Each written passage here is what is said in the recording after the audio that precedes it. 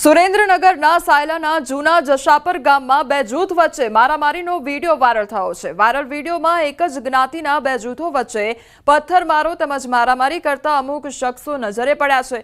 તો viral video કેટલો જૂનો છે તે અંગે હાલ કોઈ પુષ્ટિ થઈ નથી। પ્રાથમિક તપાસમાં બંને જૂથો વચ્ચે અંગત અદાવતમાં મારામારી થઈ હોવાનું અનુમાન લગાવવામાં આવી રહ્યું છે।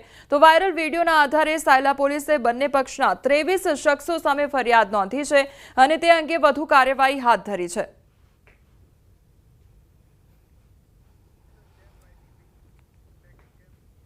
સુરતમાં ટ્રેક્ટરનો અકસ્માત સીસીટીવી કેમેરામાં કેદ થયો છે। રોંગ સાઈડમાં આવતા ટ્રેક્ટરે યુવકનો ભોગ લીધો છે।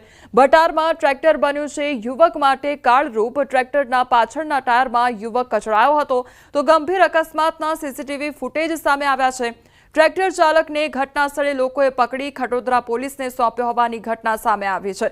તો તે અંગેનું સીસીટીવી ફૂટેજ પણ સામે આવ્યું છે। રોંગ સાઈડમાં આવતા ટ્રેક્ટરે યુવકને અડફેટે લીધો હતો અને જે યુવક હતો તે ટ્રેક્ટરના ટાયર નીચે કચડાયો હતો।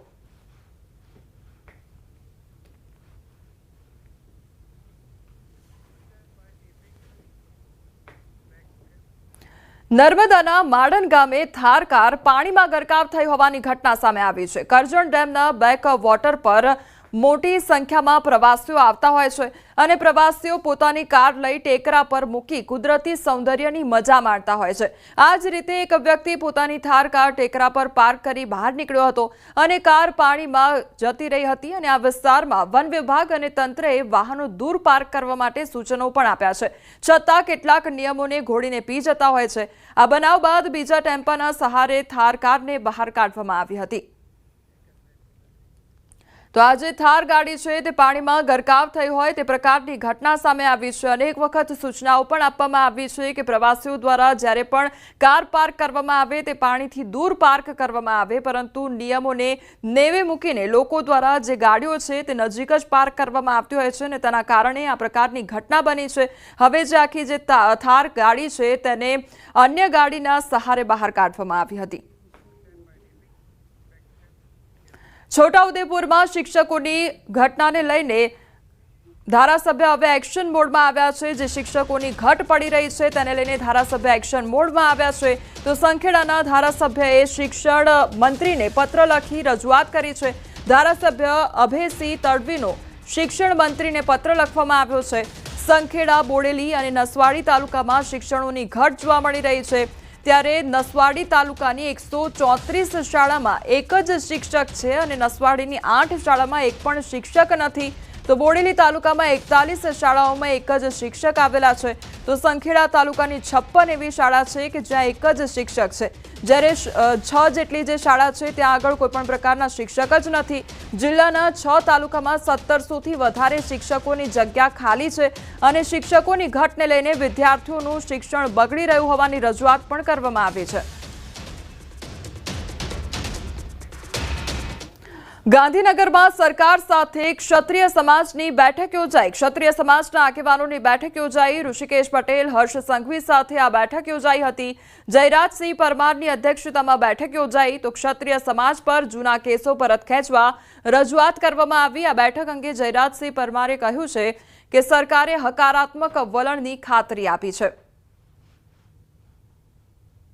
આ પ્રતિનિધિઓનું એક પ્રતિનિધિ મંડળ આજે રાજ્ય સરકારના આદરણીય ઋષિકેશભાઈને કાયદા મંત્રી તરીકે અને હર્ષભાઈ સંઘવી સાહેબને ગૃહમંત્રી તરીકે અમે રજૂઆત કરી છે। આવેદનપત્ર આપવાના ભાગરૂપે મુખ્યમંત્રી શ્રી આદરણીય ભૂપેન્દ્રભાઈ પટેલ સાહેબને પણ એમને આવેદનપત્ર અમે આપ્યું છે। એમને બંને મંત્રીશ્રીઓને જેને લાગુ પડે છે, જે વિભાગ છે એમને રૂબરૂ સાંભળવા માટે મોકલ્યા છે। અમે અમારી રજૂઆત કરી છે।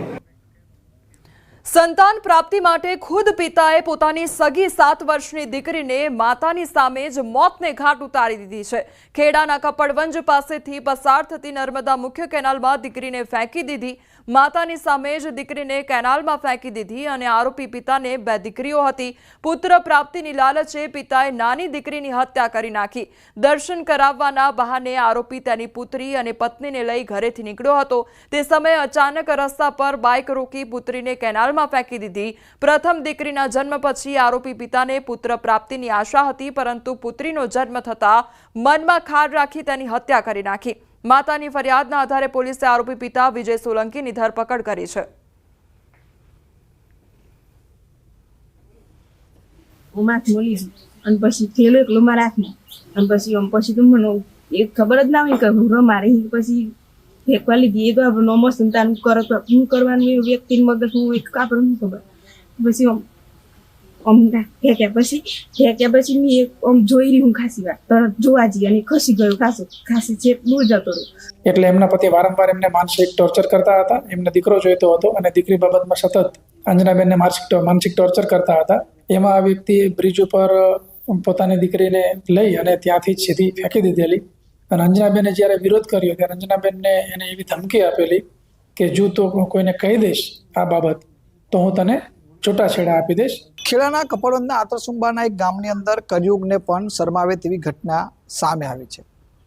પુત્રના મોહમાં પિતાએ જ પોતાની દીકરીની નહેરમાં ફેંકી હત્યા કરી છે. સમગ્ર બાબતની વાત કરું તો પહેલા ગુરુ પૂર્ણિમાના પવિત્ર દિવસે આ પરિવાર એક મંદિરે દર્શન કરવા માટે જાય છે અને આવતા સમયે કેનાલ ઉપર પોતાની દીકરી 7 વર્ષની માસૂમ દીકરીને માછલી બતાવું છું તેવું કહી તેને કેનાલમાં ફેંકીને તેને મોતને ઘાટ ઉતારે છે. જો કે સમગ્ર બાબતે સૌપ્રથમ પોતાની પત્નીને તે ધમકાવે છે કે જો આ બાબતે કોઈને કંઈ જાણ કરી તો તને હું છૂટાછેડા આપી દઈશ. અને આ જે નરાધમ છે તે નરાધમ પિતા છે તે પોતાની પત્નીને લઈને પોલીસને જાણ કરે છે કે મારી દીકરીને હું માછલી બતાવવા ગયો અને અંદર પડી ગઈને તેનું દુઃખદ મોત નીપજ્યું છે.